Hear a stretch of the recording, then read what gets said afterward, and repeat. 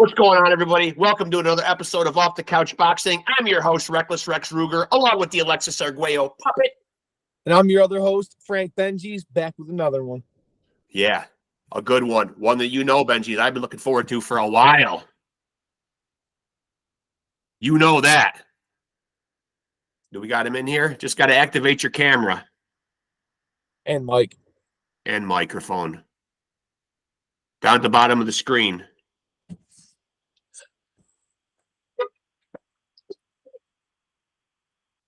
Yeah, I'm trying to pass that on to him.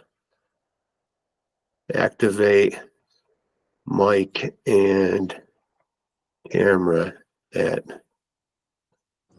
bottom of. Is he able to hear us at all? I think he can hear us, yeah. Greg, can you hear us? You were not going to be able to hear him talking. His mic's off. Good point, Benji's. If you just tap the screen, you'll see all the icons come up at the bottom. You just got to hit the camera one and the microphone. Yeah. Activate your camera and your I also texted him that information as well, so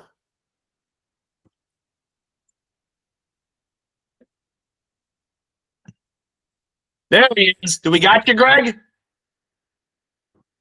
You got to activate your microphone at the bottom of the screen. There's a microphone icon.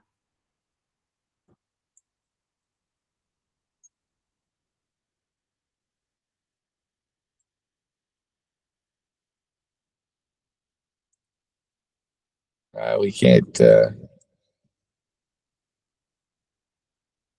he's got help. Yeah. At the rescue. Microphone button. Yeah. Microphone button at the bottom of the screen. He had it muted. Can you hear me now? Yeah, I can hear you. Yes. Can you hear me? We can hear you. Yes. All right. Here's Greg.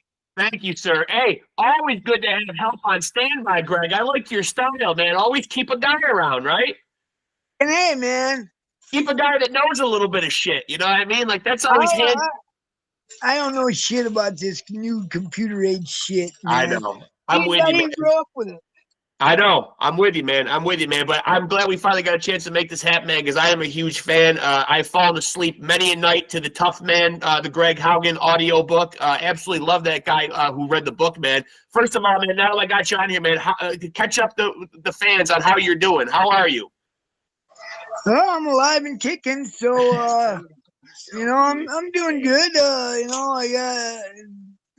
got grandkids. I'm chasing after them, and it keeps me young. So I'm 63, but I don't feel 63. Amen. The grandkids will do that for you. And Benji's knows because he's my son, so he's giving me these beautiful grandchildren. So the only father-son duo in boxing media, Greg, as far as I know. You're looking at him. Yeah, I don't know anybody else that's father and son. Now, you got to slap them around every now and then, right? Well, yeah. Well, I don't know if I'm doing the slapping anymore. I don't know, man. Definitely I'd like to... with my past, though, Greg. I don't even know where to start. I don't even know where to start, Greg. There's just so much stuff about your career that I'm interested in, man. But for fans that don't know, that's perfect right there, your camera. How did you get into boxing? I mean, we always seem to get, and we laugh about this, we always seem to get the one of two stories. It's either they had a father that pushed them into it, or they got into a lot of fights as a kid, or sometimes it's both.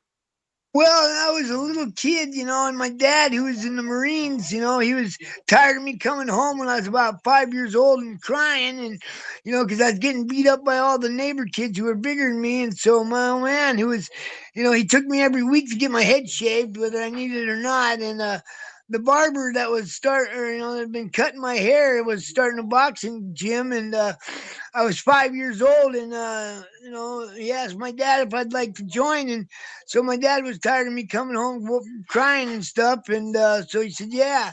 So I got into fighting, and took a shine to it, and I liked doing it, and and people don't realize that by the time I moved to Alaska, I had 320 amateur fights, and Right. and I only lost like 20 of them. And this was a period back in the day when you'd fight 3 or 4 times on a Friday to get to the finals on Saturday.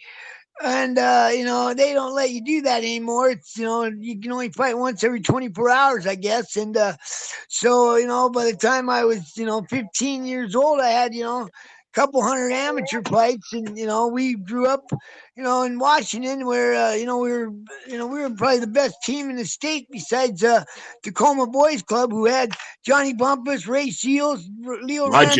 Randolph, Rocky Lockridge, Davey Armstrong, guys like that, and that was the best team. So but we held our own against them, and we had some good competition in the state of Washington. So, it became, we had some good fighters that come out of this area.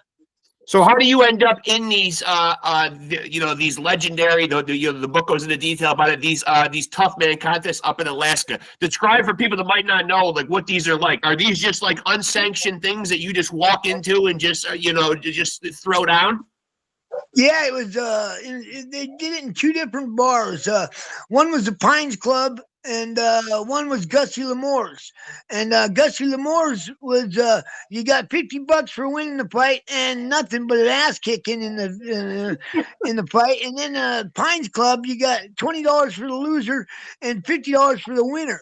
And so I was fighting guys that weighed 180, 200 pounds, and they hated me because I was from the lower 48, whipping all the guys from Alaska's ass. And so they would pay to come see me fight. They'd come to the door and say, "Is Haugen fighting?"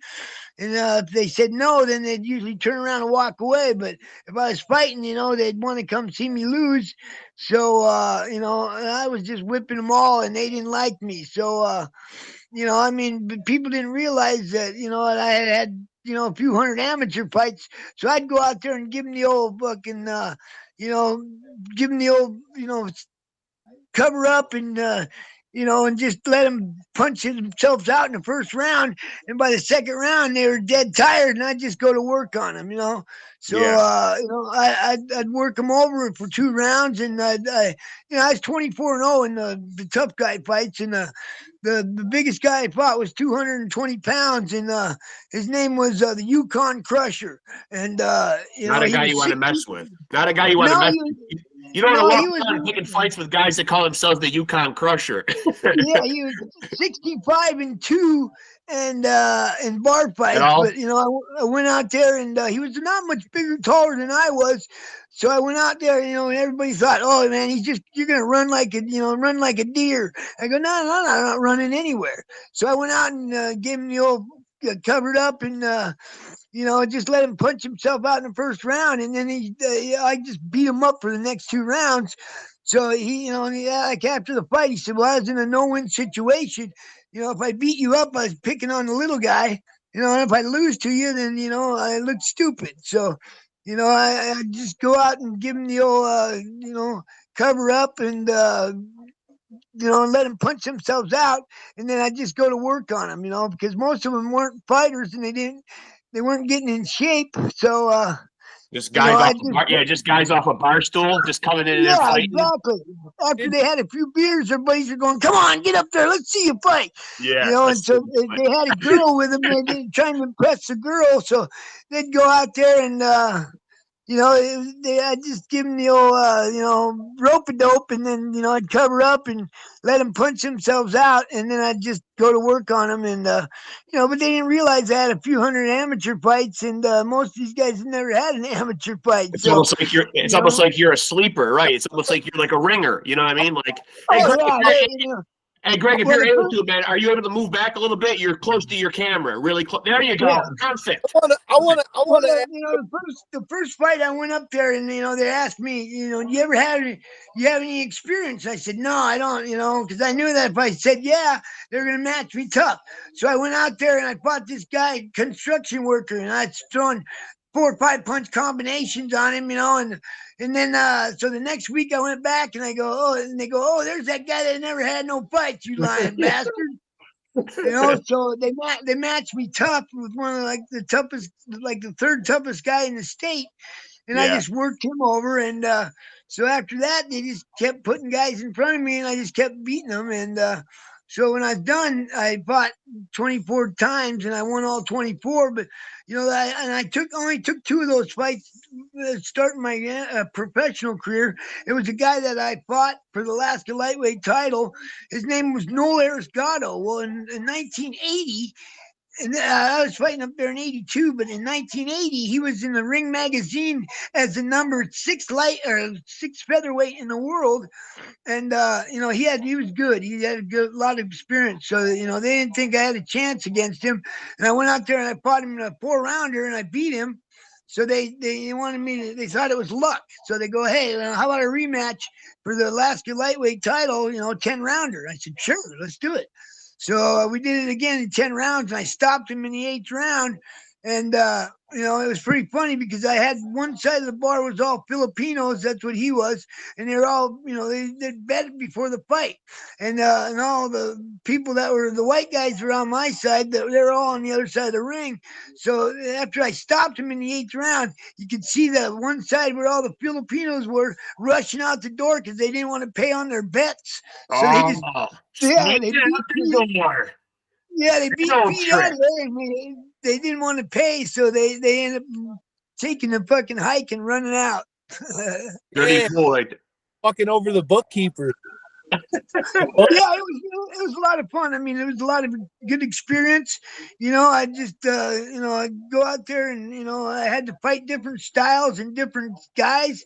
And, I never fought a guy that was my weight. Most of the guys that I fought was like 160 and up, and I was like 135. And, so, I had to use my experience. I'd go out there and give them the old rope-a-dope and, give them the armadillo where I just cover up and, they punch themselves out after a round and, I just go to work on them. And, it was good for me because I used a lot of different tactics and different styles of fights. So, it helped me in the pros.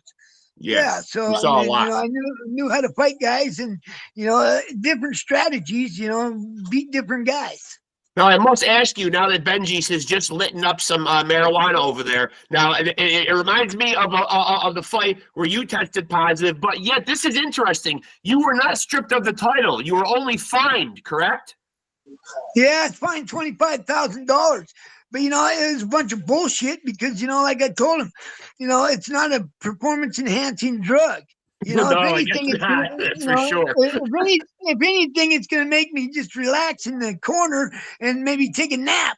Yeah. But they fined me $25,000, which was the highest fine at the time in the state of Nevada. But, I had a rematch scheduled for Kamacho, and if they would have suspended me, I wouldn't have been able to, the fight wouldn't have went off. In a second Camacho fight, and which I beat him in that one too. So, they fined me $25,000, and and they tested me all the time. So I, didn't smoke weed, but and in the state of Nevada, it's like 3 nanograms, and a nanogram is less than a billionth of a part. And so, it's fucking like nothing. It's like somebody blowing a puff, blowing a puff of smoke in your face, and you're inhaling it, and then you test positive. So it was bullshit. Yeah.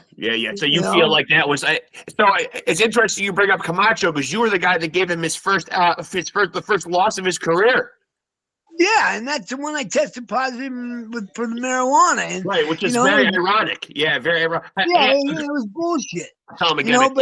Hey, Greg, can you scoot back from the camera a little bit again? Yeah, there you go. You stay in frame right there. That's perfect.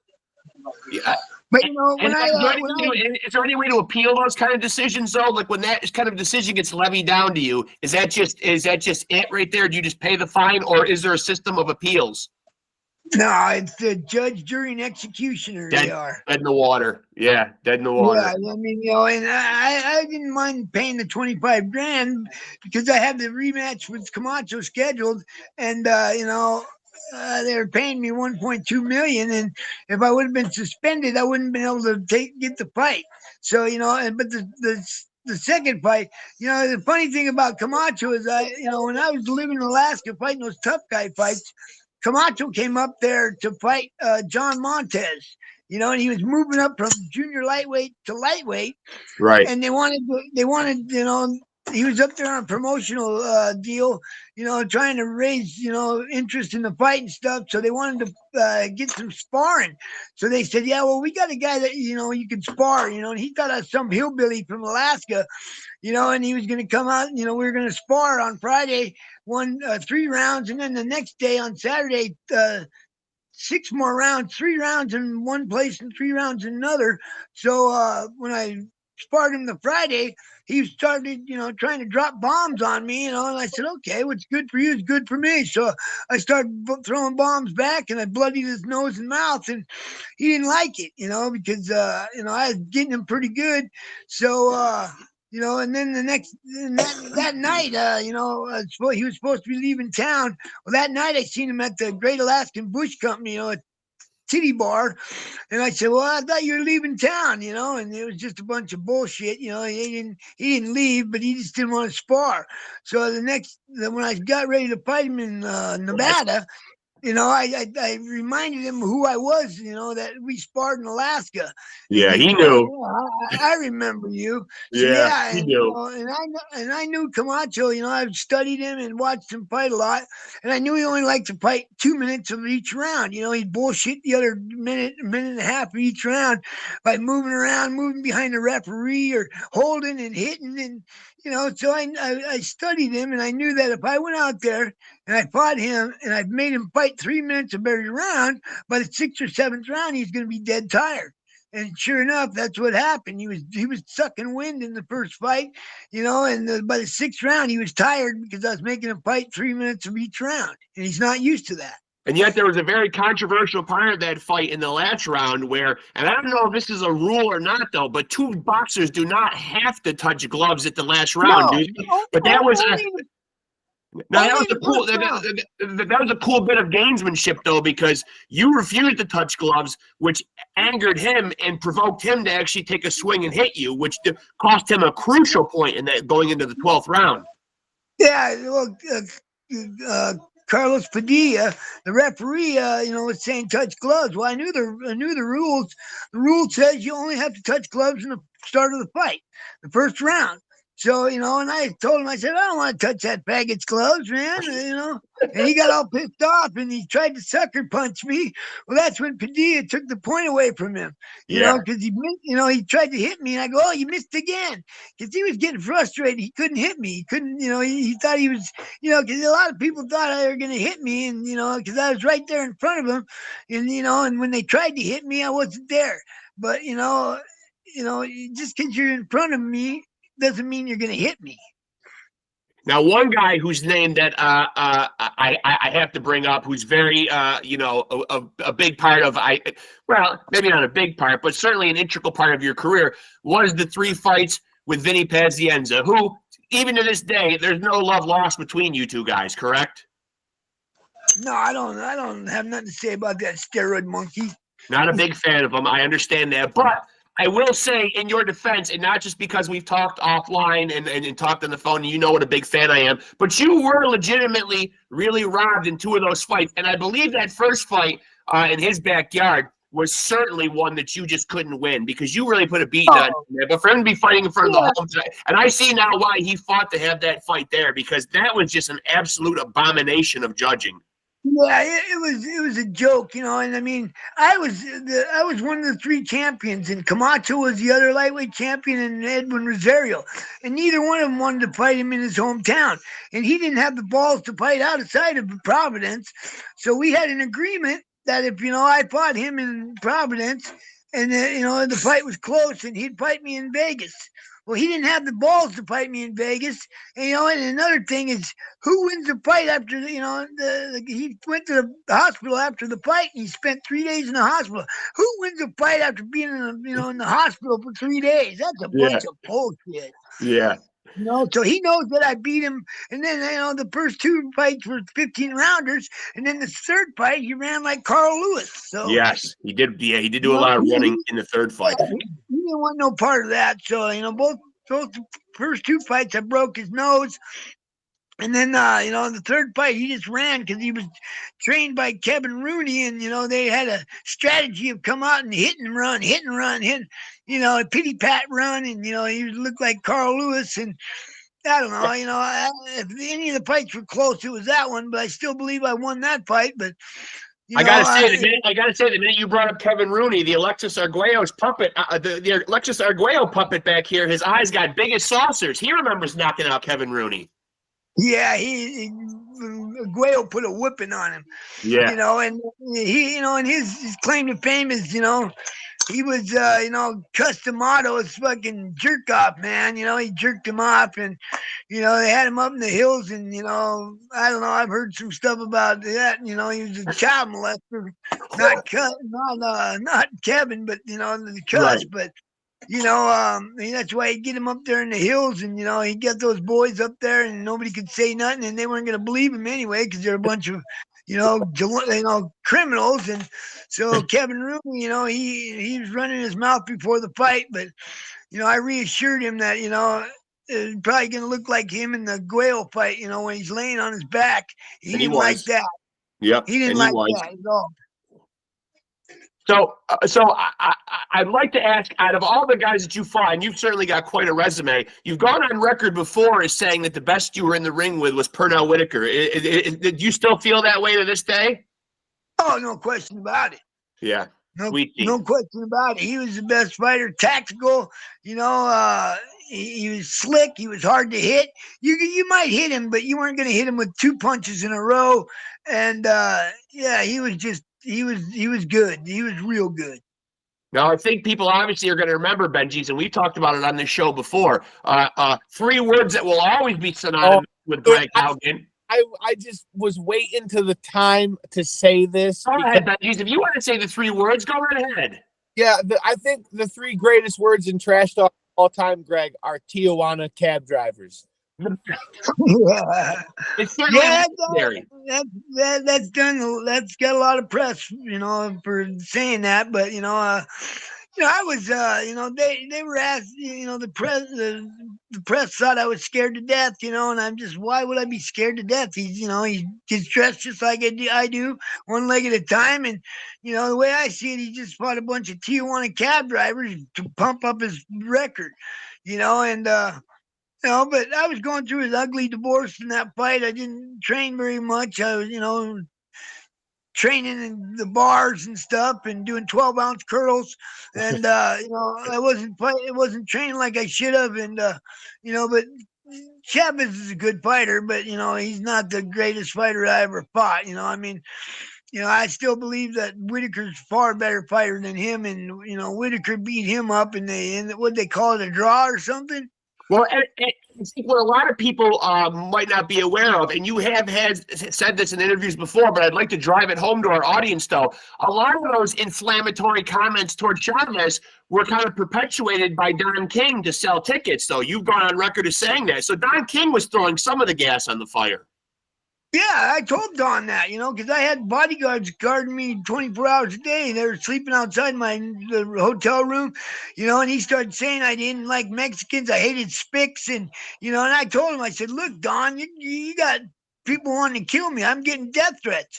I said, if you don't quit that shit, I'm going to skin you and use you as a wetsuit. And so, yeah, he didn't like that. And, I just told him, you're talking shit, you're getting these guys irritated and aggravated at me, and I'm not even saying that stuff. There's a few things I said, like the Tijuana cab driver, I said that, and, there's a few other things, but Don, he had talked a lot of smack, and he was, just to sell tickets. He got to the point where he was, selling tickets for like 20 pesos, in the nosebleed section, just to get people in there and make it, the most attended, gate ever. It's still in the Guinness Book of World Record for the largest attendance in a paid fight. So, yeah, Don what was that crowd? 125,000 plus? Yeah, I think it was 133. Wow, that's incredible at an outdoor stadium. So I got to ask you now, do you still follow the sport at all right now to this day? Are you keeping a keen eye on boxing? I watch a little bit of it. I like I'll watch Canelo. I like Tyson Fury. He's good. He's a good fighter. I watch some of it, but a lot of it. If it's a good fight, I'll watch it. If it's not, I don't waste my time. What do you make of like the gimmick fights, like Jake Paul fighting, or like the UFC guys trying to box? Oh yeah, Jake Paul. I call him Fake Paul. I think Tyson's gonna hurt him. I really do. But Tyson's an old man. But I think in the first round, Jake Paul's gonna get hit, and he's gonna go, "Holy shit, man! I ain't never been hit like that." And Tyson might be 58 years old, but he still got power, and you don't really lose power, and you'll lose speed before you lose power. And I got a couple of buddies in Vegas that have seen him work out, and Mike's in shape. So he's a 3.5-1 to underdog, and so I put a few bucks on Tyson, but I think that Jake Paul is gonna fight his first actual fighter in this with Mike, and because all the other guys that he's fought were just washed up MMA fighters, Right. that don't really have any striking skills. And if you watch the MMA, you'll see that everybody that does good in that and that's successful in it is a good striker. Yeah, that's for sure. That's factual right there. Now, another guy that you sent into retirement, who we're actually supposed to have on this show here coming up soon, Boom Boom Mancini. Truly one of the nicer guys in the sport, though. But what's your takeaway from him in that fight? Any recollections from that fight? Yeah, he couldn't get no job acting. He was an actor. He's out of work actor, so he acted like he was going to beat me. That was the best acting job he's ever done. You were somebody who used to. I like the fact that you were somebody that used to also enter the ring to a lot of rock and roll music. What do you make of these guys nowadays? They got to come in with somebody rapping them into the ring constantly. Crap, right? I don't listen to that crap. I'm not rap crap. I'm a hardcore rock and roll fan and have been for years, and I'll die before I listen to that crap. And famously used to come out to a lot of good rock songs. I remember certainly AC/DC Bad Boy Boogie quite a few times. Yeah, and then on the Mancini fight, he was talking a lot of smack, so I came out to Ugly Kid Joe, and I hate everything about you. And so there was, and one of the fights I came out to was AC/DC Big Balls.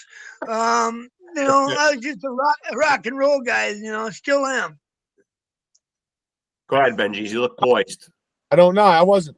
The face of boxing right now. Do you definitively have an idea who you think it is? You mentioned you still watch Canelo fights. Who do you think is the face of boxing right now? I'd have to say, Tyson Fury and Canelo are the two that I watch. They're both good, skilled fighters. I just think Canelo made the mistake of fighting Floyd when he was too young, and he was, I think he was enamored with Floyd's record, and he wasn't the fighter he is now. I think if Floyd was to fight him now, he'd lose. But Floyd, he wouldn't have fought him now because Floyd's handpicked all his fighters, and that's why he's 50-0. And I think it's warms my heart to hear you say that. Warms my heart to hear you say that because we feel the same way too. Yeah, he hasn't fought the top guys out there in some of the weights, and they're all handpicked opponents. And Floyd, not that Floyd's not a great fighter, he is. But if you want to say you're the best, then you fight the best. And he wasn't doing that. He was just in it for the money, and it took him a long time to fight Pacquiao. He waited for Pacquiao to have all these tough fights, and and then Pacquiao was kind of on the downside. So Floyd had an easy time with him, but I think if Canelo was to fight Floyd now, he'd be a lot better. He'd probably beat Floyd because he's a lot better fighter. He's more confident now than he was when he fought Floyd a few years back. And, he was just up and coming then. So I just, I think that Floyd, he's got a good record, but he's, it's a bullshit record because he's handpicked most of his guys. And, he hasn't fought the top guys out there at the weights he was fighting at. So, to say you're the best, you got to fight the best. We definitely can't count Conor McGregor. We definitely can't count Conor, Benji. Take him off. Connor's a wimp. With that being said, though, who would you say is your greatest of all time for boxing? The GOAT. Who's the GOAT? Oh, Muhammad. Yeah.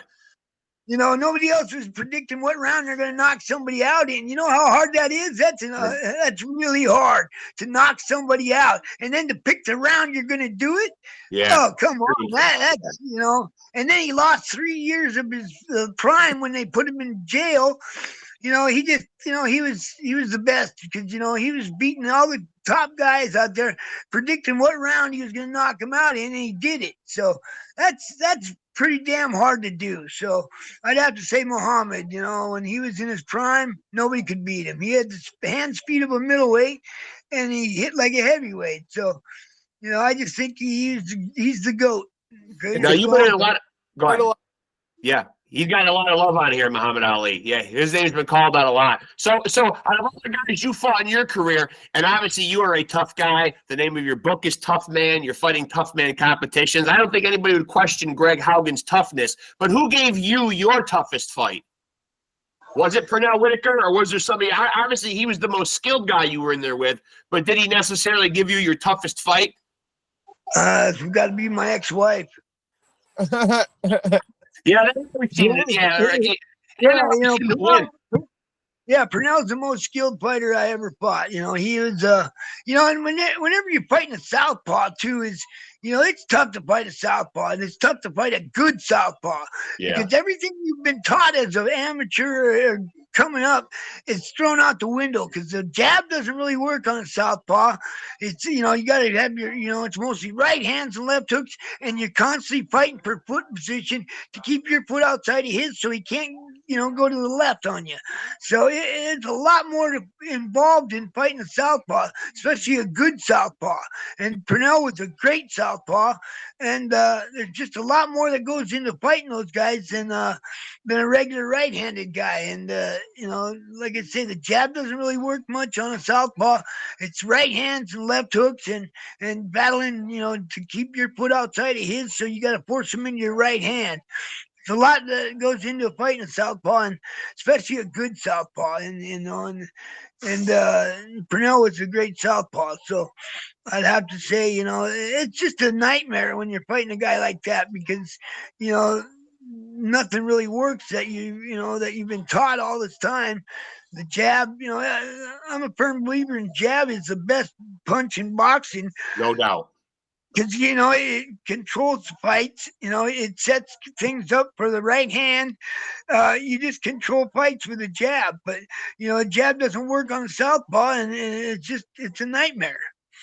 Now, what was the impetus for the book? Who approaches you about doing this book? You know, how did you first get involved with this project? Oh, well, you know, I've had a few people that have wanted to write a book on me a few times, and I just kept putting it off. And so, you know, the Anthony guy got a hold of me, and I'd been talking to him for a while. So I said, sure, you know, let's do it. You know, and I'm thinking about maybe writing another book about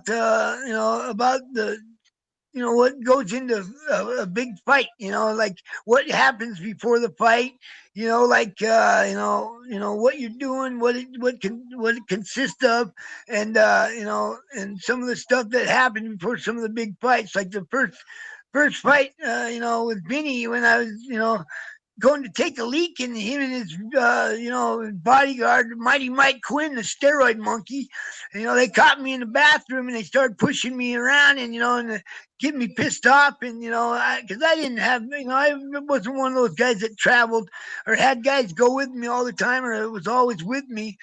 You know, I pretty much did things myself, and, you know, and so, you know, they tried to gang up on me and get me in the bathroom, and, you know, and get me out of my fight. It might have worked a little bit because I was pissed off and I wanted to go out there and tear his head off. But, you know, it's just things like that, you know, lead Vinny's up to entourage. Vinny's entourage. Yeah, it's steroid entourage. You know, after, you know, he fought twice at 135 and then 140, and then he comes back after he breaks his neck at 175. Come on. Yeah, that's an awfully big leap. Yeah, wink, nudge, nudge. He was juiced up, man. You know, he's hanging out with all those juicers. And Yeah. it That just stuff will shrink your balls, Greg. That stuff will shrink your balls. Yeah, well, I don't. Yeah, he was in trouble then because he didn't have any balls to begin with. Yeah, he didn't show many in that last fight. That's for sure. I would have to agree totally about the running. Where did you think you did your best fighting? Because you competed in a couple different weight classes. Where did you feel like your best weight was? Well, I thought 135 was some of my best fights. I mean, but it got to the point where it was so hard to make weight. I mean, I was walking around at 155 and I had to lose 20 pounds for each fight. And, but that's why I was so much stronger than most of those guys that I fought, because, I was dropping 20 pounds, but it was hard, man. And, by fight time, I put some back on. But, it was tough making the weight. So after that, I moved up to 140 and, ended up fighting Kamacho at 140, Mancini at 140, and some of my better fights were at 140. But the second best fighter I probably ever fought besides Pernell was Jimmy Paul. Because Jimmy Paul was he was a great fighter, and he was one of the 3 champions. And and Emmanuel Stewart, they picked me out of it because I was in the top 12, and they picked me as a tune-up fight. Well, I wasn't a tune-up fight for anybody. Yes, that's true. Yeah, I can't believe somebody would actually consider you a tune-up fight. That just seems mind-boggling to me. I mean, do they not know your background? I mean, that's crazy. You a tune-up fight? Yeah, they didn't know my background, and Emmanuel Stewart didn't know it. And actually, Emmanuel Stewart came to my wedding because I got married 2 days after I fought. I fought Jimmy Paul on December 5th, and I got married on December 7th, D-Day. Wow. He came to my fight. He came to my fight, and to my wedding, and he told me, yeah, we didn't have a clue as to who you were. And I watched Jimmy Paul, I watched some tapes on him, and he had a great jab, and I knew if I nullified his jab, then he was going to be just an ordinary fighter. So, I'm working on that, every time he jabbed, I'd duck under it and I'd throw that right hook to the bottom of the rib cage. And by about the 5th round, if you watch that tape, he was afraid to throw the jab after that because, he was getting pounded in the ribs. And, it was pretty good because I seen you can see a big red spot on the black man. That's a good sign. Tenderized. Yeah, I had tenderized his ribs, and he was afraid to throw the jab, so nullified his jab, and he was just an ordinary fighter.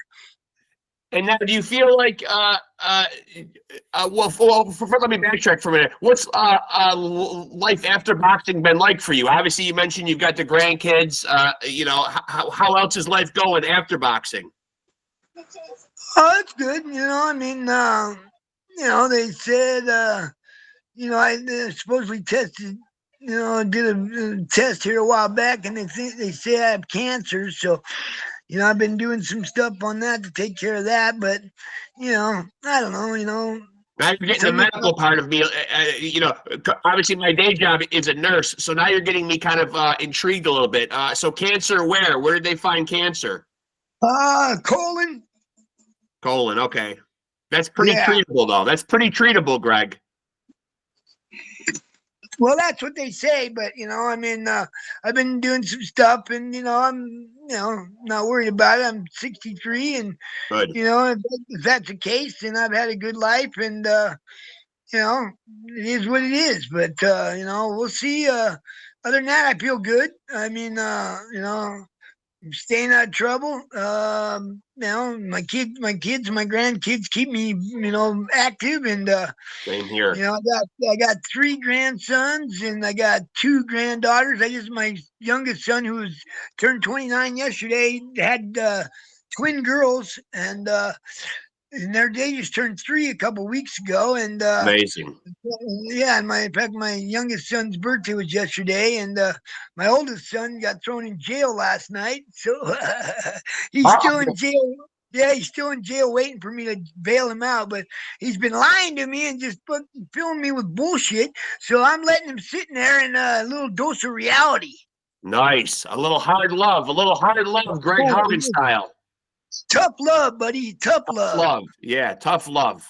See, Benji, that's what it's all about, and now you understand it. Sometimes you need it. Sometimes you do need it, right? You do. Yeah, he does need it. He's going to learn that he's got to stop lying to me because I can't believe anything he says. Like I told him, if you don't have your word, boy, you don't have shit. You know, because people won't listen to you. They won't believe you. They won't want nothing to do with you. So, I've talked to some of his buddies, and I found out a few things that I didn't know about in the last couple of days, and I'm not happy about it. He's just being a knucklehead, and and that's not the way I raised him. I'd like to beat the crap out of him, but there's a good chance I can't do it right now because I taught him how to fight. He's bigger than me now, and he's a lot younger. So, if I am gonna beat him up, I'm gonna get a baseball bat and just work his ass over with that. Even the odds a little. Yeah, sometimes you got it. Yeah, I know, man. We're not as young as we used to be, right? I mean, that's nope. Yeah. Getting old sucks, man. Yeah, it's certainly not for the faint of heart. That's for sure, man. I'll tell you that. It's I got aches and pains, and just it sucked. It sucks growing old because, like, especially once your own parents die. I found this when my own father died. I almost feel like like now you're next up in the on deck circle. You got your mortality staring you in the face. You feel like you're on. You're up next. It sucks. Pulling a muscle, getting up out of bed. Yeah, even the slightest. Getting up to take a leak and you pull a fucking hamstring or something. Oh, that sucks. Don't get me started on taking a leak, man. Some nights I'm up. I got the prostate of a guy over 50. I'm sure you can understand. Sometimes I'm up 3-4 times in the middle of the night to take a piss. Oh, it's terrible. It's terrible. And then you stand there and you think you got to piss, but you can't. Yes. Oh God. It sucks. I can't. You see my son over here laughing, but he doesn't know that in about another 20 years, he's going to be going through it. He's laughing now at 29 years old. They're laughing. They're just not far behind. It's gonna hit them so quick. They're not even gonna know it. I mean, that 20 years is gonna go by so fucking fast. They're not even gonna realize it. Next thing they know, they're gonna go, man, my old man was right. Holy crap, man. Enjoy it while you can, right? Enjoy it while you can. Exactly. Well, hey, look what he's got to resort to, Greg. I mean, we do this podcast. I'm in a studio here, and he's doing it out in the confines of his car because he's got 4 kids and can't get any peace and quiet. Well, they make those condoms now, so you might want to try that. But you can't take any advice after all those kids. I mean, Greg, it's not a message. You just needed it a few kids ago. That's all. Oh man, the world's so screwed up. I can't imagine raising kids now. I worry about my grandkids now because my oldest grandson's autistic, and he's had a tough battle already. He just graduated high school, but he's 18, but he's got the mind of a 10-year-old in some areas. But I mean, it's screwed up, man. Especially with this clown Biden who's screwing shit up. I mean, our world's so screwed up that it scares me to think about how bad they're gonna have it. I know, you're right. Oh, I know those. You said a mouthful right there. I think about that all the time. It's the kind of stuff that actually keeps me up at night, just thinking about the world that my grandkids and my great grandkids are gonna have. Scary stuff. Yeah, it is. It's scary, especially when you got an idiot like Biden, being our president. I thank God. I thank God I won't be around to see it at least, but God willing. Because I don't see it getting any better before it gets worse, unless we get Trump back in there. I am very pro-Trump, and I will say it. Maybe it'll alienate some of our viewers and subscribers, but yes, I am voting for Trump. Yeah, so did I, and I thought he did a good job, except getting on Twitter and stuff, being an idiot, doing that shit. But my old man was a big Trump fan, and my old man, he died here a couple years ago. But about 5 years ago, I showed him a picture. I had a picture of me and Donald Trump because I fought at Trump's place a couple times. I fought at the Trump Plaza, and a couple times, and and I showed him the picture of the Trump. Me and Trump, and he about creamed his jeans because he's, oh man, that's Donald Trump, man. He's a big Trump fan, so he thought that was the greatest thing since sliced bread. I think more of the little men, more of the laymen liked him and realized now in the aftermath that our lives were better when he was the president. Yeah, but everybody had to get him out of there, though. They couldn't wait to get him out of there. Now they can't wait to have him back. Well, that's the whole thing, they wanted to get him out of there, and now they're saying that they're trying to charge him with all these charges and find him $450 million. Come on, man, that's just a bunch of bullshit. Yeah, it is a witch hunt, Yeah. And then we got Biden, who can't put three sentences together. He's got Alzheimer's, and he's running our country, and I'm just thinking, oh man, this guy's a fucking moron. Jesus. Crazy times we live in, man. Absolutely crazy times, man. But you know what? I'm so pleased, man, that you and I have gotten to know each other. I'm so pleased that we've talked offline. You know what a big fan I am. I'm so happy that we finally got a chance to do this and have you on here. I know you don't do a lot of these, so I'm especially honored. There's not a lot of Greg Haugen interviews kicking around on the internet, so I feel really honored to have had you on. We feel very honored to have had you on, man. This is a big deal for us, man, because, as I said, you're not somebody that's out there on this podcast and not that podcast. It's really a treat to have you on here and have you talk about your career, man. So we really appreciate it. Not a problem, man. Anytime. Yeah, I appreciate it. And please continue to stay in touch, man. We definitely would love to do it again, man, for sure. And I wish you guys got my number, so just give me a ring. Yeah, and please take care of yourself, man. We'll keep you in our thoughts and prayers, man, and keep us up to speed on what's going on. I will. I'm gonna smoke a big fat one right now. Good idea. So a little bit. I've been hitting my pen throughout the episode. So I don't really. It's legal now. So hey, we got some of the best chronic green bud in the world up here. Unfortunately, man, almost all the episodes that we do under the influence of weed. So, and I think it enhances our performance. You might say it's not a performance-enhancing drug, but if you're in the podcast business, it does seem to enhance our performance. Well, I just think if some of these politicians, would smoke a little more weed, they'd get along better with people and make things better. So, it relaxes me. It keeps me from, beating up some dumbass, because there's so many of them out there. Yeah, you could say that again, man. Yeah. Yeah. What? You guys take care, and I appreciate you having me on. It was an honor, Greg. It really was, man. From the bottom of my heart, man, we really appreciate it, man. And as I said before, we've talked offline. You know what a huge fan I am. So this was a big deal for me, man. I appreciate it so much. Thanks, man. No problem. Yeah, thanks, Greg. We'll talk to you soon. Take care of yourself, my friend. All right, you guys have a good one, man. Later, Greg. See ya. Wow, that was big for me. Yeah. Almost felt a little bad telling them to move back from the camera a couple times, but I really want the fans to, a lot of guys, I think as they get older and they've gotten punched, and I'm not saying Greg's hearing is bad, but I think it becomes like synonymous with, because I've done this before too. You almost feel like you got to be close to a device in order for people to, what I mean? It's just one of those things that you do because, people gradually like move in more and stuff as the conversation continues. I was like, there was a couple of times where I wanted to ask him stuff, but he was just talking, so I just didn't want to interrupt him. Which, of course, our rule of thumb here at Off the Couch Boxing is and I don't think we get a lot of backlash. I've worked at Kink Out back when I did Pod Scum, my previous podcast, about just trying not to interject as much because, we do value our subscribers, and they do come on here ultimately, to hear what our guests have to say, especially, as I said earlier, someone like Greg MUTT Haugen, who does not do a whole ton of these. So, I think this one is going to really get our subscribers and fans. People are going to be like, what? Right. A Greg Haugen interview? I mean, we're trying to bring gems.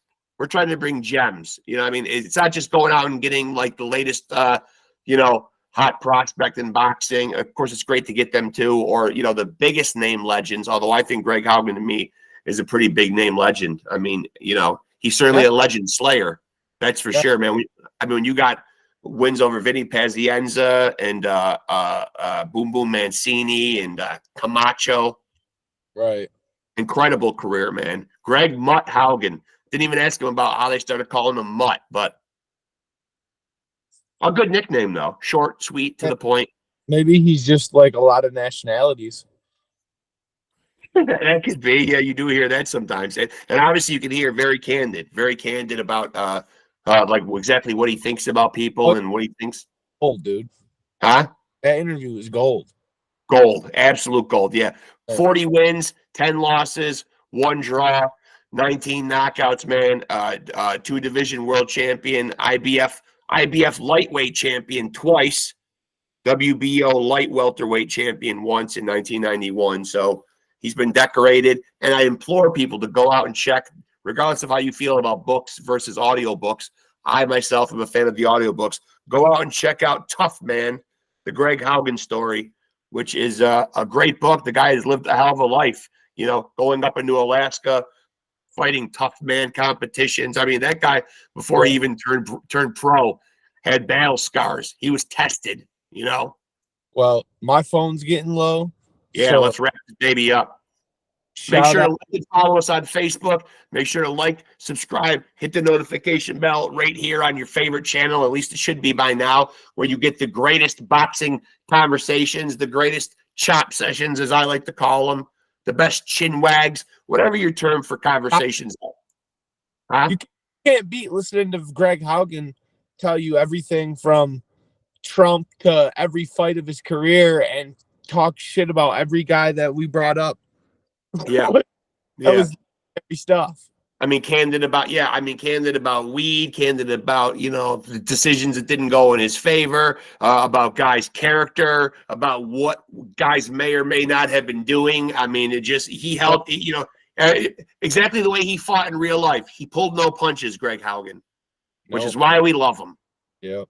And I've been talking with him and gotten the pleasure to get to know him, you know, outside of the podcast, and talk to him and have a few phone conversations with him and gotten to know him a little bit, and certainly wish him the best with any type of cancer scare or any kind of health issues that he may have. Thoughts and prayers. If you're a Greg Haugen fan, you know, lift him up. We'll get him through this thing. I mean, you know, the guy is a battle-tested warrior. Shout out Greg Haugen's son. Get out of jail and stop lying. Yeah, stop lying, man, because Greg is getting tempted to throw a beating on you, man. And he's talking about not physically being able to do it anymore, but resorting to a ball bat. So that does not bode well, kid. Cough up the truth. It'll set you free. So shout out Greg Haugen. Thanks for coming on and doing the show. And shout out to Busey, because I can go 15 seconds with anything. And if you want to be a champion, you got to remember to roll with the champs.